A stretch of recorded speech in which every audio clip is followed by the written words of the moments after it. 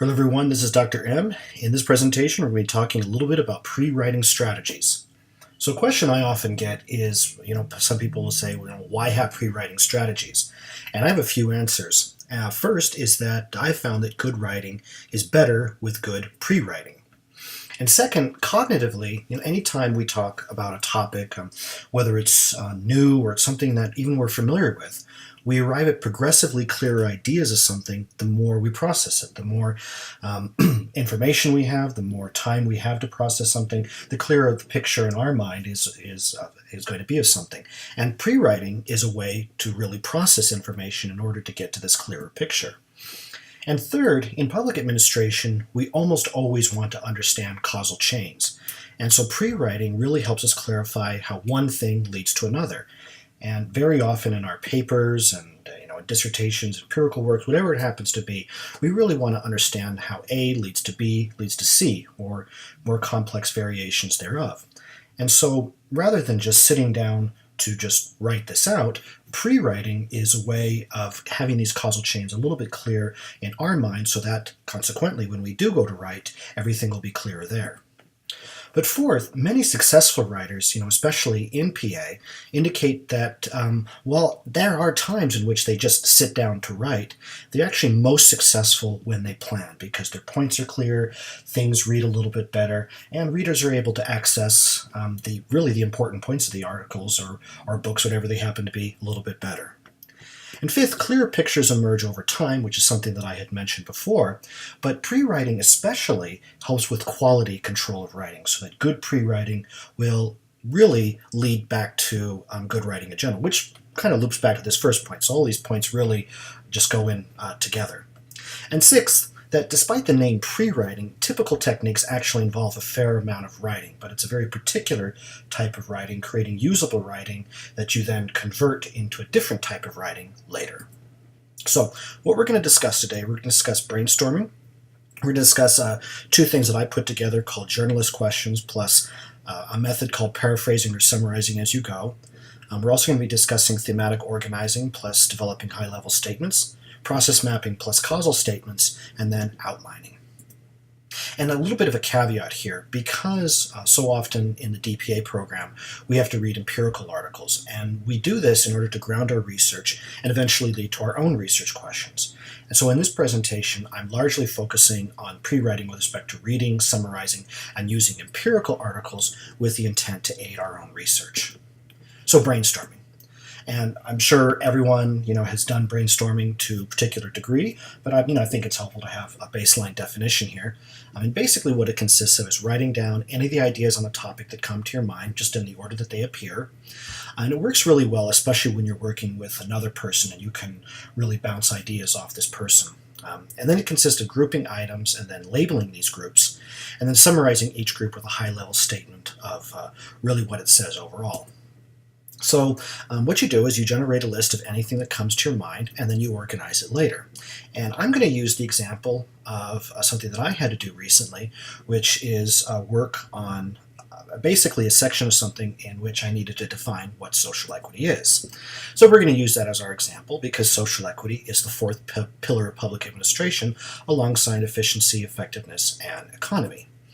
And so again, let's just say I was asked to write this paper, which actually I was, on defining social equity, and I could begin by listing everything that comes to mind based upon what I have read. And so in no particular order, I had this. Well, one of the most common shorthand definitions of social equity is fairness, but it also has roots in constitutional law. And I know that it has different dimensions. So there are access dimensions, access to public service. There's outcomes, the longitudinal consequences of public service. There's process elements, how public services are produced, especially, and quality, the degree of, of course, the quality of that product, and so forth. There's also this question about whether social equity is, for instance, the lack of inequities, and there's also certain discussions about the historical evolution, that social equity has meant things at different times of PA's history.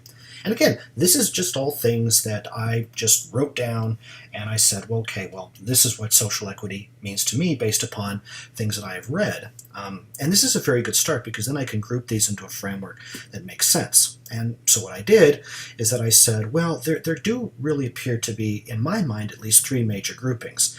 There are definitions from the literature of what social equity is, and there's a few elements there. There's also particular dimensions that come from one source. This is a source by Johnson and Svara. And there's also guiding questions, which is from Gooden. And so what I did is I said, I just grouped these things. I said, well, the definitions, they largely focus on fairness. There's equal protection aspects, and this is largely rooted in the 14th Amendment to the U.S. Constitution, especially Section 1, and you can see that here on the left. And there's also procedural and substantive due process, which I have a screenshot here of what this is defined on the right.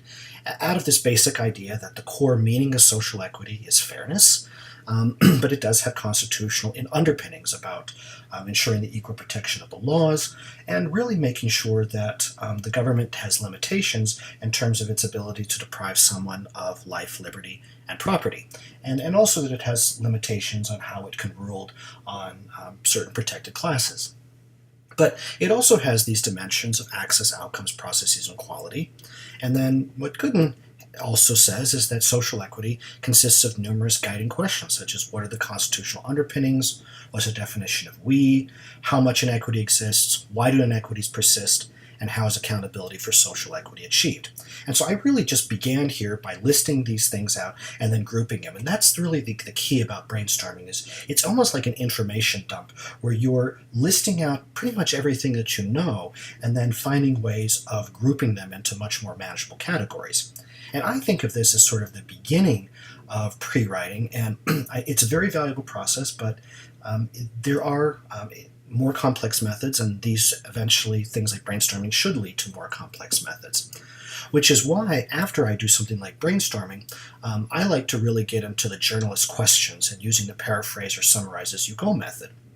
And this is important because everything we discuss in the DPA should be rooted in the literature. If we have a research question, it should really come out of our understanding of the literature, and everything that we have should be grounded therein. And so journalist questions can really help us keep track of what we've been reading and what things we want to know by focusing on particular questions. And you probably have seen these before. These things of who, what, where, when, why, and how. Anytime we read something, we should jot down, well, who is involved, who said what, and so forth, who's being talked about. And of course, anytime we read something, we want to know the what. What's the topic? What's its significance? What does a particular piece say about something that we're interested in? We're also interested in where, such as where it was published. Was it published in a book? Was it published in a journal? Which journal? Or even, does the topic cover a particular area? Even a particular geographic area. Of course, we want to know when it was published and what the evolution of this topic is. And why. Why is the topic important? Why did a particular issue gain importance? And finally, how. How was a concept communicated, and how did an author say something? So these can be, again, a little vague here, but I have a method that I think works quite well into translating this into something usable in terms of pre-writing. So when you read something, you can use these journalist questions to take very specific notes. And again, this is something that I do with every single, professional thing that I write. Because when you read an article, you should try to create as much of a useful and short summary of it as possible. Now, I know a lot of us have different methods of taking notes, but for me, one of the things that I like to do is to read an article, take notes in a very particular way, and then kind of set that article aside and hopefully never have to see it again. But, sometimes that's not always possible, but it can be possible if we take notes in a very particular way and we draw certain things from an article that we need. And so in the next slide, I indicate the way that I take notes. And I have come to call these Mad Libs because I'm essentially filling in the blanks. And when you see this, I just have to add this caveat here. You don't have to follow this strategy exactly. However, I think the essence of the approach could prove useful. And then essentially what it is, it's really identifying answers to the journalist questions. So, okay, I apologize, this is a little busy right here, but this is essentially what I do. And you can go ahead and read through this on your own as well. But essentially what I do here is identify who the author is, when the author published it as well, which goes in brackets, and just indicate what this author studied. And then what I move from there is just indicating why the author investigated this topic, because the author needed a reason to investigate this topic, so you really had to discuss its importance. And then from there, I like to give a little bit of a snapshot on what the theoretical background of this article is, because anytime we read an article, it's not going to be this standalone thing. It's actually going to be rooted in the literature and perhaps multiple literatures and influenced by them. So we really want to know how this article is situated within the broader discussion. And then, especially because I'm focusing this presentation on empirical articles, I really like to examine, what the basic methods were of data collection and analysis. Then I go into the findings and just indicate what the major findings are, perhaps a sentence each or maybe even less. And then I also review major arguments in the discussion, because discussion section in articles are really going to be where authors interpret their findings with respect to the existing literature, especially to indicate if their findings did or did not match the existing literature, what was added to the literature by this study, what's missing, and how the discussion has changed, and numerous other things. And then finally, anything about limitations that I notice in the article or the authors themselves identify. And so what I do is I actually really do take notes in this way, and I can get a summary of a 20-30 page article down to a relatively short paragraph, because I'm looking for very particular things: who the author is, the year, the topic, the importance, the literature, the methods, the findings, the discussion, and limitations. Okay, so that's actually pretty straightforward. But then, because we've proceeded from brainstorming and we've taken notes in a very particular way, we can go into something even more complex in pre-writing, which is what I like to call thematic organizing plus creating high-level statements. Because it's wonderful to have a lot of articles, and it's wonderful to have these excellent notes that we've taken about it, but ultimately we need to combine what we find about these individual pieces into logical categories, because this is kind of what I was talking about earlier, that cognitively we get a better picture or understanding of something the more that we process something.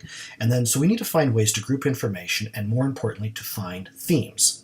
So we group the information, we find the themes, and what are themes? Well, they're inductively derived, and that means that you're taking numerous individual pieces of information, such as from numerous individual studies, and indicating what they reveal as a whole. It's like if you read 20 articles and someone asks you, okay, in 20 seconds or less, what do these articles say on the whole? That's kind of what you're going there for, a theme. They're like elevator statements. They're quick indications of what something states overall. I say it's an elevator statement because if you're at the first level of the Public Affairs Center and you're in the elevator with your professor going to the fourth floor, and you have just that amount of time between the first and the fourth floor to really indicate what something says overall about the literature, that's kind of what you're going for here. You really do need this high-level statement of what something says overall. This is very much a pre-writing technique. And so here's how I engage in this process, especially for literature reviews. And hopefully this is not so subtle hint here that this is something that you should investigate doing for pre-writing as well. So what I do, and again, this is actually what I do, is that I have, tables very often. Sometimes I just have paragraphs too, but tables are really helpful, in which all I do, right, as we see here on the left, is this: I have all the studies that I found, and these are the basic notes. Author year studied A using B1 methods and found C1, and I have these various examples here. So again, this is just a table with nothing except the summaries that I've used from the Paraphrase As You Go method. And here, all the authors are really studying the same thing, which, just for simplicity, I've decided to label A. You can imagine any topic you want here. I just use A, we can plug in anything we want right there. However, they also use different methods at time. We see B1, a couple examples of those, B2, B3, B4, another example of B1, B1A, which is a modification of it, and this is really just saying they studied this topic using a variety of methods. That's all it's really saying. And then findings are denoted by C, because especially when we take notes on empirical articles, we want information on what people studied, how they studied it, and what they found. So this is just the way I take notes. And we see right here is that there are a lot of similar findings, but there are also some different findings as well. So again, some authors use the same methods and they find the same results. Some use different methods, but they still find the same results. and some use different methods and they find different results. You get the picture right here. But at present, this is valuable, but it's not quite to the point in terms of pre-writing that we can begin to make this usable. So what you have to do at this point, and again, this is what I do, is that you need to be able to combine these themes thematically. Okay, so this next slide, just gotta be upfront about this. It's gonna be a little busy, but it's intentional. So here's what I do, is that I take these individual studies and I find ways to group them. And then the way I decided to group these things, and hopefully I did this correctly, is that in the first grouping we have all these authors are studying A and they're using particular methods. 3 of them are largely using the same methods and 1 of them is using a different method, but they all found the same thing. And then in the second grouping below, these authors are also studying A, but they're using different methods, but they found the same thing, including this one author in this second example who used the same methods as this first grouping. And then this other grouping down here, this one author using very different methods and finding something completely different. So what can I say about this?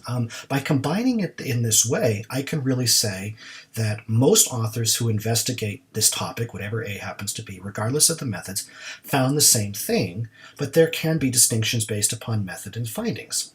So for instance, in this first grouping, I can say authors studying A using these types of methods tend to find these findings. And I can give an example or two, and then I can note some variations therein. Yeah, they do largely find the same things, but there are some variations there in terms of the methods. In the second grouping, I can say, well, these other authors have used these other methods, and they found something completely different than these authors in the first grouping. And then I could do the same thing for this third grouping. So all that I'm doing right here is I'm just simply grouping these studies based upon something that makes sense to me, which in this instance will be methods and findings, indicating what each grouping says overall.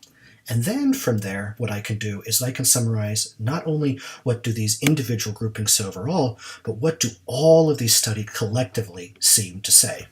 And again, this is just an example, and there's much better ways of wording this, but this is an example of what pre-writing could do for you, is that it can help you come to these points a little bit more clearly. So I can say something like most authors studying A found this particular thing, but other studies found slightly different things. And that's my main point right there. That's kind of what the literature says overall. Most authors found one thing, but occasionally you will find findings that say another thing. And then what I do is that I kind of narrate what each of these 3 subgroupings are. So this first sentence right here, first studies finding C1 tend to use B1, B1A methods, and B2. I'm just really just giving my little snapshot of what does this first grouping say, and what are some examples therein. And I do the same thing for the second grouping, and then I do the same thing for the third grouping. And so again, all I've done, taken notes, grouped them, found what each of these groups say individually, and then say what all the groupings say overall. It's an invaluable pre-writing strategy. Again, something that I use all the time. So we can have some conclusions based upon just this method alone, because this is the more complex one we've talked about. Doing these types of things, we saved ourselves a great deal of time because we've taken notes that they're immediately usable, we've grouped our notes, we've summarized each grouping of notes, and we've summarized everything as a whole. So again, it is a pre-writing strategy, but a lot of pre-writing involves, ironically enough, a lot of writing. But good pre-writing is really about organizing your information in particular ways so that your thought processes are clearer, so that ultimately your writing is going to be clearer. So thus when we sit down to write, our papers are likely to be more readable and coherent because we took the time to organize our notes and our understandings beforehand. So moving on from there, after we do something like that, we can really begin to get into process mapping plus causal statements, because so much of what we discuss in the program is about understanding how things unfold. So very instance, when we examine public service agencies, we want to understand how A leads to B leads to C. And especially, when we get into certain topics, we can see these relationships are not always so linear, but rather you can have something, well, A leads to C, but A can also lead to C through B. So as the name of this pre-writing strategy implies, this is all about mapping out causal linkages before writing about them. If we want to understand how A leads to B leads to C, it's really helpful to draw these things out. And we can really only draw these things out after we've done these previous methods of finding themes, of taking notes in particular ways, and brainstorming. So these are all sequential. You can go backwards and forwards in terms of these strategies. One thing that I do is that I like to use particular types of visual models to help me organize my understanding. And again, I can really only do this once I've completed a fair amount of the research for the literature review, and and it's a very much an iterative process. And I very much like using a systems model to organize my understanding, and you can do that too. And I think it's very helpful for PA topics, because when in PA, so very often what we were talking about is we want to understand how some sort of decision-making body, whether it's a public service agency or whether it's a traditional policy-making institution or whatever it happens to be, ultimately produces outputs and outcomes. And so one of the ways you can do is that you can chart, well, what exactly do we know is going on when there's some sort of particular output or outcome? And you can say, well, any sort of public service agency exists with the environment, and the environment consists of politics and history and social dynamics, economics and structure. You can chart what inputs are taken in by public service agencies, and you can see what happens within public service agencies themselves to produce these outputs, such as what's the role of management, what's the role of leadership, what people, capacity, and then all of this, how do they generate feedback and respond to this? And so establishing these causal linkages about how A leads to B leads to C, or even more complex things, can be done in this way. Or you can use an existing model to organize your thoughts. And this is from Peter Northhouse's book, Leadership Theory and Practice. I like talking about the effects of leadership and management in organizations a lot. And so I use the Hill model for team leadership to really help guide my pre-writing, because if I want to understand something ultimately, like down here, team effectiveness or the performance of a public service agency, what I do is that I go through these steps right here and I say, well, what does the literature state about monitoring or taking action, or task or relational decisions? Or we go down here to task. What does the literature say about training or managing conflict or networking and so forth? And I do all of these things because they help guide my thoughts and lead to a more coherent picture of how these various aspects of leadership and management occur within public service agencies, and how this in turn leads to particular outputs and outcomes for the agency. And again, you can use any model you want to help organize your thought, but the basic point here is that after you do all these strategies, really begin to chart out these causal linkages about how things play together. And then finally, we do get into outlining. And then in my assessment, outlining only occurs when one has done the previous steps. And so a good outline is going to be logical, consistent, and clear, but it's also going to be introducing a topic, guiding readers about what you discuss, and then presenting your conclusions up front. This is very important. Good PA writing, what I say, kind of ruins the ending. What I mean by that is you're not writing a mystery story in which the solution to the mystery is only revealed at the end. Rather, in PA writing, the conclusions need to be upfront and as bluntly stated as possible so that people don't have to go looking for them. And what I recommend doing for outlining is that you use the meal heuristic to organize sections and paragraphs. And again, you don't literally have to always go MEAL. I mean, you can modify this, but you should really have the essence of these basic elements, which is that you need main points, which is that anytime you write an outline, you need to have the central point of a section or a paragraph stated upfront and substantively, no equivocating, be absolutely clear. You need evidence, which means anything you write needs examples and justifications from the literature. But beyond that, you also need analysis. You need to clearly indicate what the evidence says, how it helps lead to the main point, and linking. Everything needs to flow smoothly together. And so this is the most basic example, and actually a really good outline will be much more complex than this, where I just have the introduction of introducing the topic, its importance, the big picture, and outlining remaining sections, and then for each section, again, indicating the big picture for that section, outlining the section into subsections, and then with each subsection using meal, making sure that main point's clear, giving examples from the literature, analyzing the literature, and linking topics together, and then finally concluding where you're reminding readers of your main points. So this was kind of a whirlwind way of going through some of these pre-writing strategies, but again, these are all ones that I use, and I think all the way from brainstorming to outlining, I see them as very much sequential, but of course some iterativeness there, but these are also the strategies that I use. But they're also not the only methods. Regardless, any method you use should allow you to information dump in the initial stages, then allow you to group information, then allow you to summarize that information, then chart causal linkages, and then bring these elements together into an outline. And if you're able to do these things and engage in these strategies, especially early on, chances are the final product of your writing is going to be a lot more solid, understandable, and useful to you academically, professionally, and personally. So hopefully this was helpful, and I look forward to reading your writing. Thanks so much.